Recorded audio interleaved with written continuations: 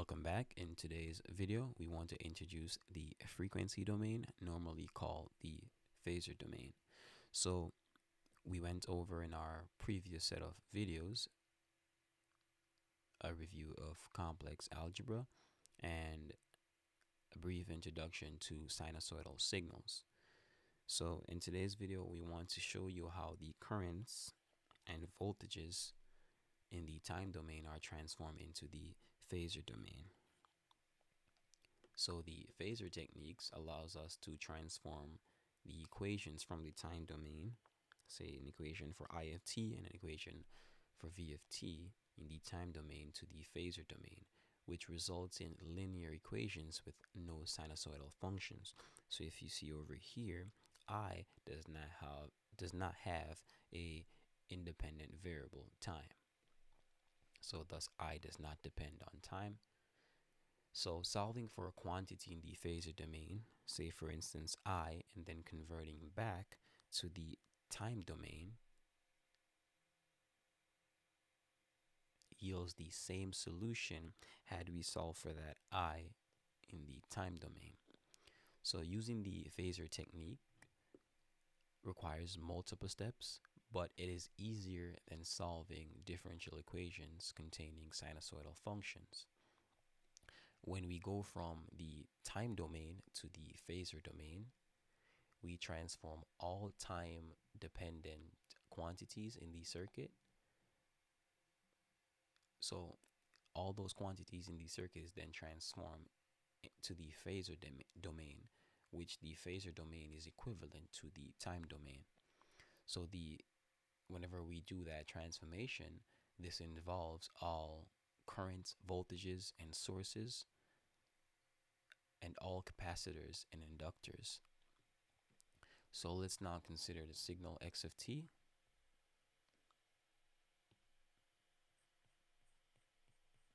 So x of t is equal to the complex exponential e to the j omega t. So an important property of this signal is that this signal is periodic. So now let's consider the expression x of t equals capital X, which is capital and bold X. So let's consider x of t equals to capital X. So this capital X is actually bold. And if you remember from our review of complex algebra, that's how we write complex numbers, e to the j omega t. So this expression x of t is related closely. So a signal that is closely related to our expression x of t is the sinusoidal or the cosine function x of t. So that is x of t, and let's put that in a different color. So this signal is related to our signal x of t, which is equal to our capital X, well, not e of j omega t this time, but cosine of omega t plus our angle phi. So this signal is closely related to our expression x of t, and our signal x of t in this case is the real part of the signal x of t. So I should have numbered that. So by numbering, well, this is 1 and this is 2. So our signal 2 in this case is closely related to signal 1. So if we then go ahead and based on our review of complex algebra, let's not get too far ahead. So let's express, because we say that's the real part, our signal 2 is the real part of signal 1, and we can go ahead and write that as x of t is equal to the real part of our signal 1. So that is capital X e j omega t. So note all time varying functions x of t in the positive cosine form can be expressed in this form. So all cosine functions, positive cosine functions, can be expressed in this form. And if you remember in our introduction to sinusoidal signals, we adapt the cosine form, and in by adaptation we wanted our amplitude to be positive. So any positive cosine signal can be expressed in our expression. So if we go back, based on our review in complex algebra, we can in this instance we can say that x is the complex time independent function, and we're going to call that the Phasor counterpart of x. So that is x is equal to the magnitude of x times the complex exponential e to j phi. So phi is our angle. In this case, note that we had in polar form under review of complex algebra, we had the form listed here, which, as we can see, in this case, all we have done is replaced z with x. So let's start by expressing our complex expression as a cosine function, because as we stated, all time varying function x of t in a positive cosine form can be expressed in the following form. So that means we can go from this form to this form. So let's do that. So we're starting with our form. We're starting with this form, and we're going to express that as a cosine function. So we can go ahead and do that. So x of t is equal to the real part of x.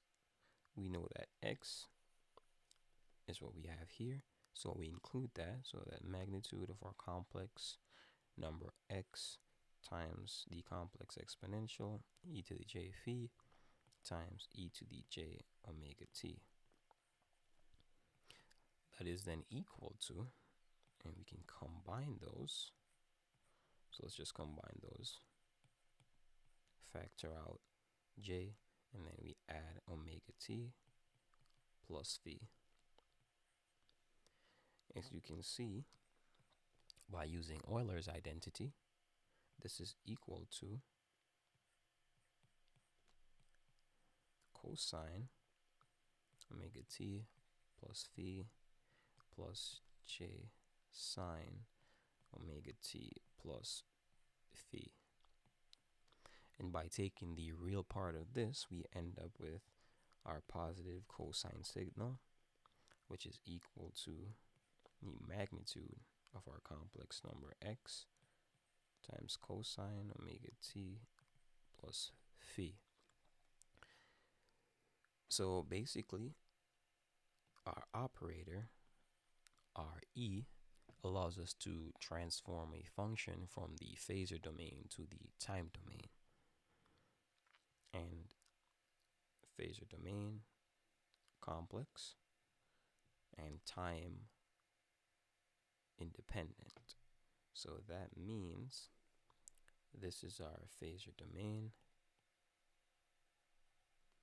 this is our time domain. So we can then go ahead and look at the expression x of t that we just developed, or not developed, but simplified to. If we lose e to the j phi, we then come out with the expression that follows. So if we lose this, that means basically what I'm saying, if phi in this case is equal to 0, this equals to 1, and basically we'll end up with x of t equals the magnitude of the phasor counterpart of x of t, which is going to simplify to cosine omega t.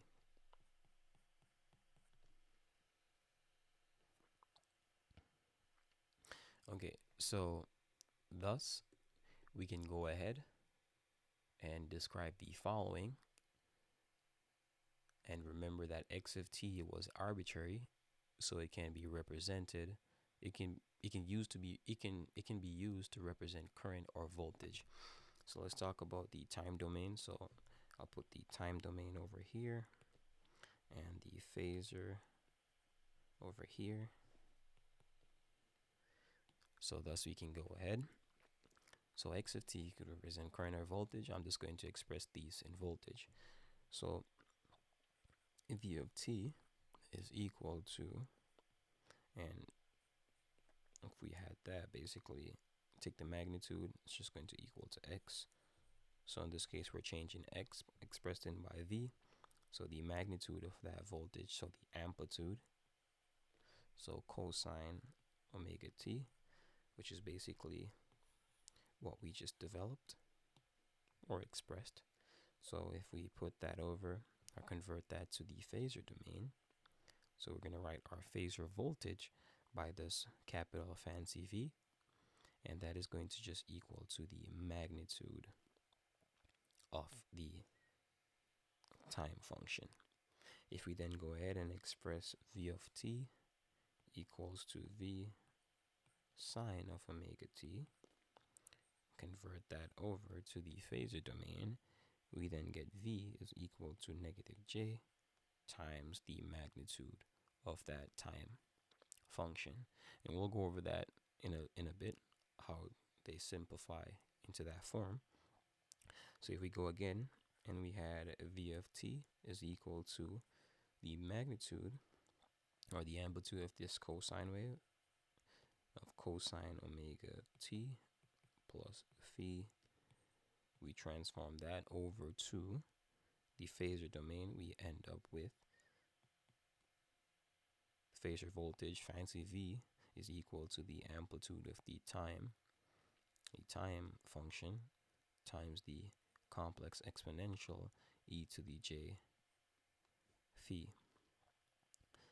So notice what happened is that if we look at this expression and this expression, and then we look at this expression, basically what you see is when phi is equal to 0, we have no angle, this goes to 1, which the amplitude is then times by 1.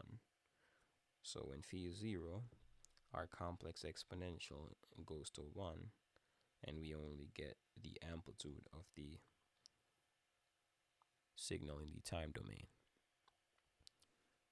So the last one before we move on is V of t is equal to the amplitude of the signal sine omega t plus phi is then equal to, in the phasor domain, our phasor voltage V, and our amplitude of the signal in the time domain V is equal to the complex exponential j angle phi minus pi divided by 2, pi over 2.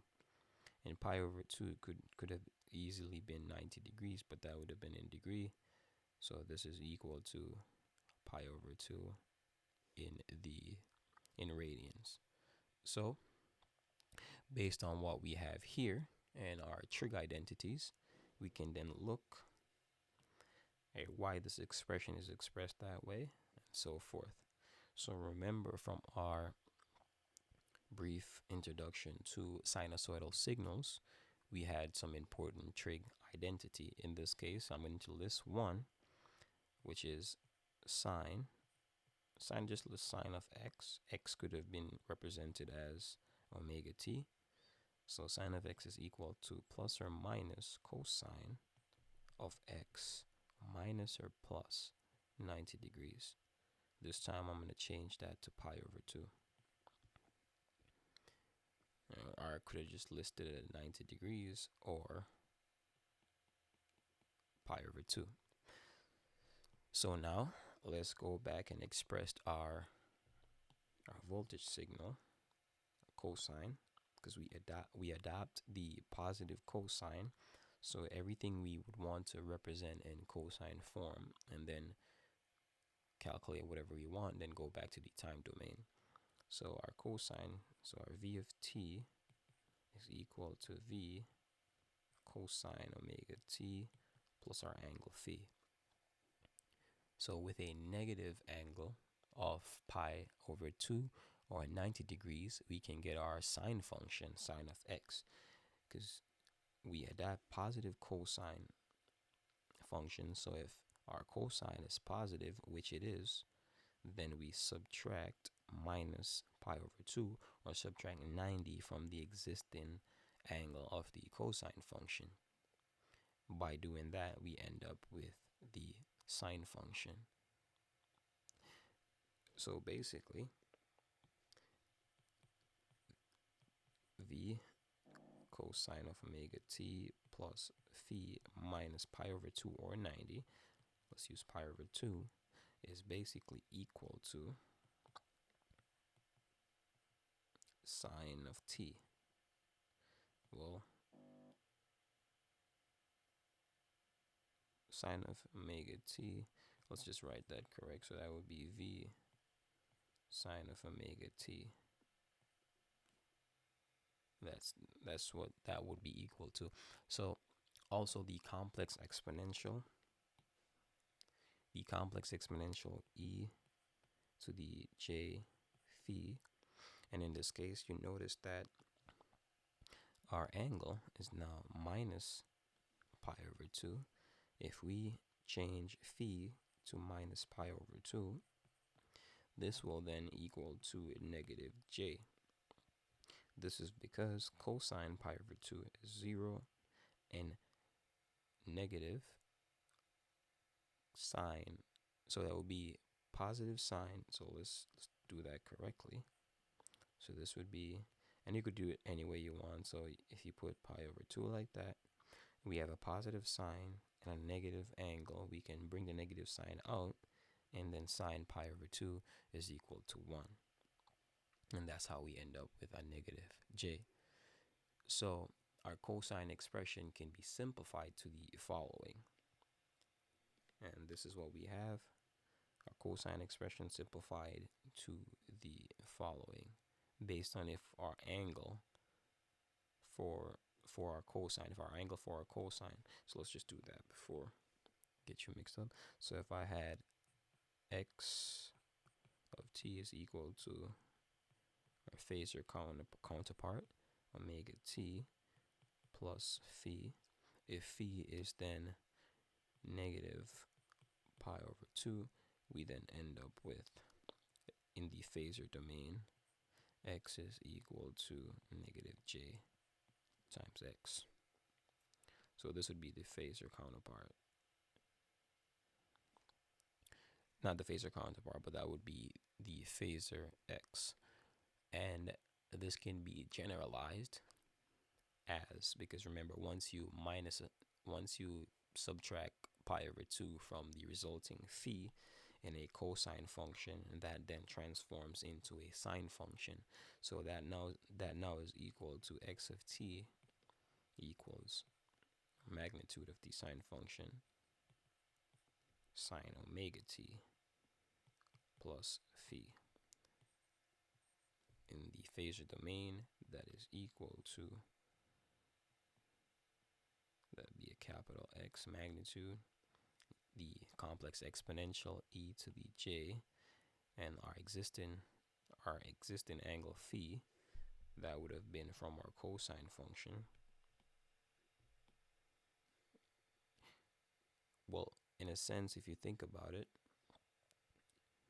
positive cosine, well, positive phi minus minus pi over 2 give you sine, so thus you'd have to have the phi minus pi over 2, and that is sine expressed in the phasor domain. And make that a little bit simpler, a little bit easier in the eye to understand, is cosine omega t plus phi, is equal, well, not equal to, and transform into the phasor domain is equal to e to the j phi. So e to the j phi, so that's cosine. So if this is cosine, if e to the j phi is cosine, if we subtract a minus pi over 2 from that, we'll end up with a sine. So j phi minus pi over 2 would then give us a sine in the time domain, and that would equal to sine omega t plus phi. So that makes it a little bit more understanding. So next thing is differentiation and integration. At times, in certain cases, voltage and current in the voltage and current as a time function may undergo differentiation or integration. So let's go ahead and do that. So as you can remember, all positive cosine function in the time domain can be represented as our expression x of t equal to the real part of capital X times the complex exponential e to the j omega t. So if this undergo differentiation, we get the following. So if we differentiate x of t, we then the operators, so we can interchange. So let's just write that out for clarity. So let's just go ahead and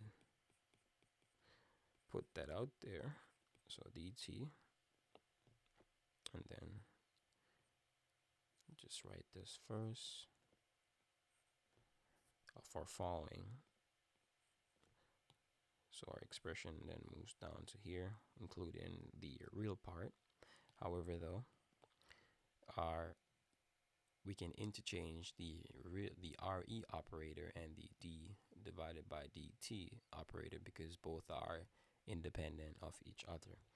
So thus we can say that the real part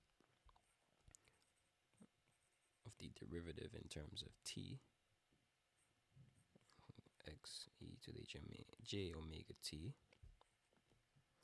So thus this will come out to be, when we take the derivative of a complex exponential, we time the complex exponential by the expression in the numerator that does not include the variable of which we're taking the derivative of. So we times that by j omega. So j omega times capital X times e to the j omega t. So I'll underline that, and that's our phasor counterpart. So we can then go ahead and integrate, not take the derivative, but we can integrate. And when we integrate a complex exponential, we divide by the expression that does not include the expression in the power. I think I said numerator earlier, in the power that does not include the variable of which we're integrating the expression by. So basically, if we integrate x of t and x of t, we can interchange the operators. So that is then equal to e j omega t. Then this will equal to the real part of x. We divide by j omega by j omega, and we end up with our complex exponential e to the j omega t. And when we integrate x of t, we get the following. So this is still our phasor part of x of t. So the time domain sinusoidal function x of t and their cosine reference phasor domain counterparts can be expressed as follows. So these are very important properties. So one, if we differentiate as we just did, if we differentiate x of t, can just write that as follow. And that's in the time domain. So in the frequency domain, we will get the following, and we just did that, j omega times x. So this is basically, if you think about it, where, so x of t, so for this, x of t is equal to the real part of our signal x times e to the j omega t.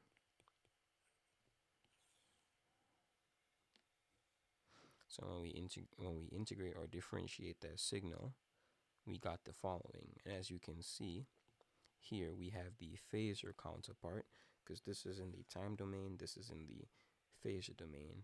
So we integrate the time domain, we get the phasor counterpart, and we include that here.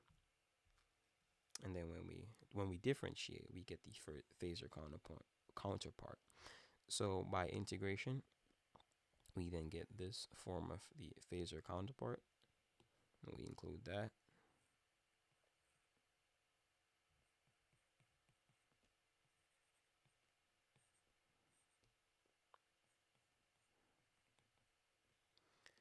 Also, if you remember that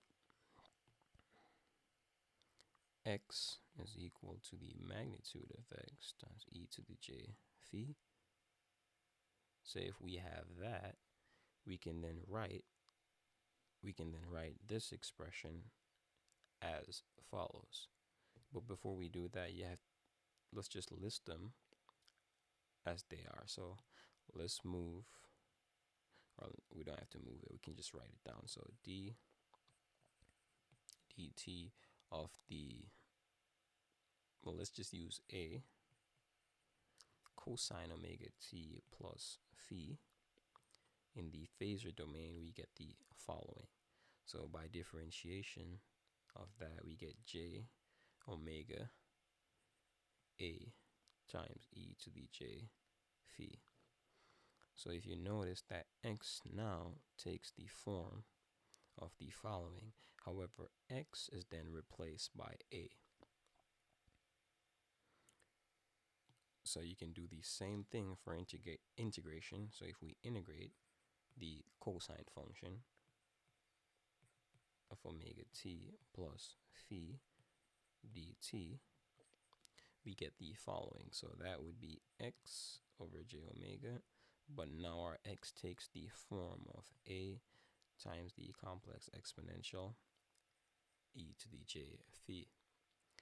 Also, some very important ones are a, the amplitude of the cosine function omega t in the phasor domain is equal to a, and this is because notice that phi is equal to 0, and the complex exponential in this case has an angle of 0, thus that equals 1. So we only end up with the magnitude. But if the angle does not equal 0, we end up with the following: cosine omega t plus phi in the phasor domain is then equal to a times the complex exponential e to the j phi. Now phi is not 0, so we have to include that. Also, if you remember that when we have, so pi, before I do that, so negative a, the amplitude of the cosine function omega t plus phi in the phasor domain can be written as, and that would give you a negative angle. Well, it could be plus or minus, so 180. So cosine of pi gives you -1, and so yeah, cosine of pi gives you -1, and if you want plus, that would be a cosine of negative pi, because you have the properties of cosine where if you have the cosine, if you have a negative angle within the cosine function. So that simple, basically what I'm saying is that if you look at this in the form, say very simple as well. Based on, let's just write that down. And before we write that down, we can just go ahead and say that it will be e to the j times phi plus or minus pi. And but what I was explaining a while ago is that cosine is a even function. So if you had our cosine function and you reflect that across the imaginary axis, and then you would end up with the same thing. So thus, cosine with a minus x is equal to cosine x. So we can then go ahead and list, there's several more, but I think the most important ones, that are the ones I'm giving. So the last few is the sine, so the magnitude, the amplitude. I think I've been saying the magnitude, but it's still the amplitude of sine omega t in our phasor domain is then equal to a, keep the magnitude, times the complex exponential minus j over 2, pi over 2, which then simplifies to negative j times a. And I think we went over that. I'm not sure, but let's go take a look. Nope, we didn't go over it. Oh yeah. So right here we can see that that's the transformation, but here we have what we just went over. So we know that if we have let's go back and take a look. If we have a complex exponential of e to the j negative pi over 2, we know that when we apply Euler's identity, cosine pi over 2, and even if that's negative, it's going to give us a positive. So that's going to be 0 in any case. And then our sine, the negative sign is going to come out, and then sine of pi over 2 is going to equal to 1. So thus that simplifies to negative j times a. And for the sine function, we already gave the sine function a, the amplitude a times the sine times sine of omega t plus phi. We gave that one up top. And if it's a negative sign, for a negative sign, we can then go ahead and include the next property that we used earlier in our phasor, in our sinusoidal analysis. So for this one, for the negative sign, so negative a cosine, well, sine omega t plus phi. Before we convert that, we can go ahead and list the property. So for a negative sign, and if you think about it very carefully, it's the properties that's based on how you convert back and forth from the sine function and the cosine function. So let's just place, oh, let's use it same color. So that's the amplitude. We keep the amplitude, and that would be the complex exponential j. Keep our, well, not keep, but include our phi angle, but that would be plus a pi over 2. So if you have a pi over 2, you get a negative sign. And what else is there? I think based on what you're going to do in phasor domain, all of these will suffice. So that is going to be it for today's video. In the next video, we'll go over the impedance of circuit elements and then start our phasor analysis. So see you in the next one. Bye.